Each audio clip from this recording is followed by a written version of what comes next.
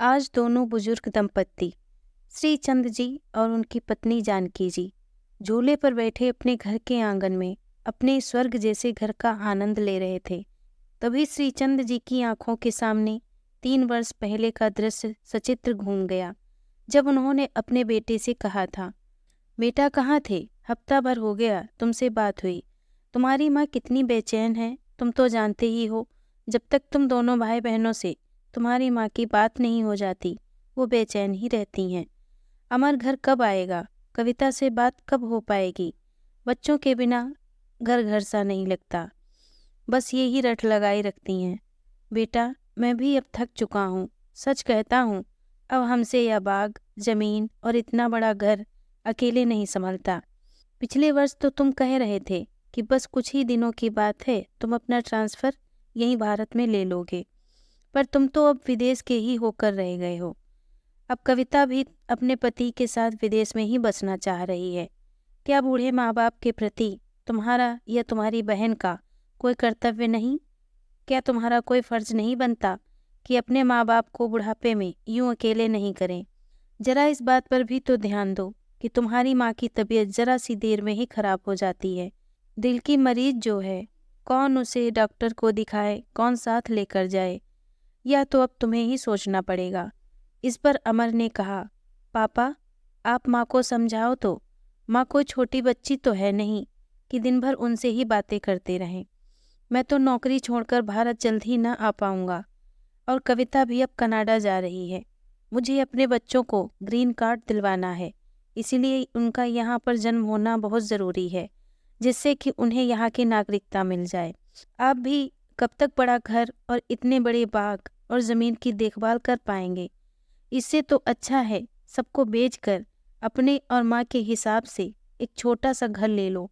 कुछ पैसे अपने दवा इलाज के लिए रखकर बाकी मुझे और कविता को दे दो, जिससे कि हम दोनों भी यहाँ पर अच्छे से सेटल हो जाएं। यह बात सुनकर श्रीचंद्र जी को बड़ा सा धक्का लगता है। कहते कुछ नहीं, बस सोच विचार करने लगते हैं। उन्हें अचानक वो मंदिर वाला अनाथ बच्चा याद आता है, जिसने कुछ दिन पहले उनकी पत्नी जानकी जी को चक्कर आने के बाद डॉक्टर के यहाँ दिखाया, घर पहुँचाया और लगातार 15 दिन तक हालचाल लेता रहा।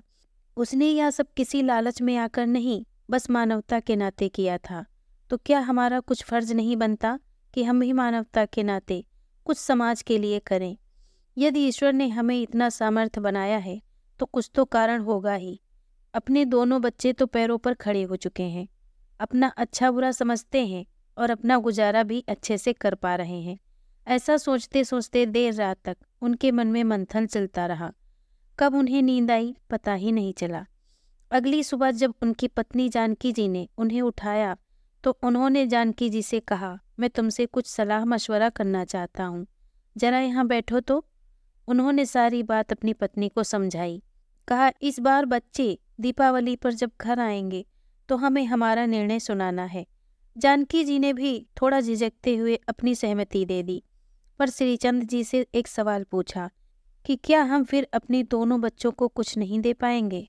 इस पर श्रीचंद जी ने कहा, तुम इस बात की फिक्र मत करो, दोनों को देने के बाद भी हमारे पास काफ़ी कुछ है, जिससे हम समाज के लिए, मानवता के लिए काफ़ी कुछ कर सकते हैं। फिर जल्द ही कुछ दिनों में उन्होंने अपने बाग का एक बड़ा सा हिस्सा बेचकर अपना घर स्वर्ग नाम से एक घर बनाया, जहाँ कोई भी बच्चा अनाथ, कोई भी वृद्ध बुजुर्ग रहने आ सकता था, जिसका इस दुनिया में सब कुछ अपना होते हुए भी सहारा देने वाला कोई ना हो। यह घर और अनाथालय या वृद्धाश्रम जैसा नहीं था, ये तो था अपना घर, जहाँ अनाथ बच्चों को अपने बड़ों के आशीर्वाद की छाया मिली और बुजुर्गों के लिए अपनी आंखों के सामने पलते बड़े होते बच्चों की फुलवारी।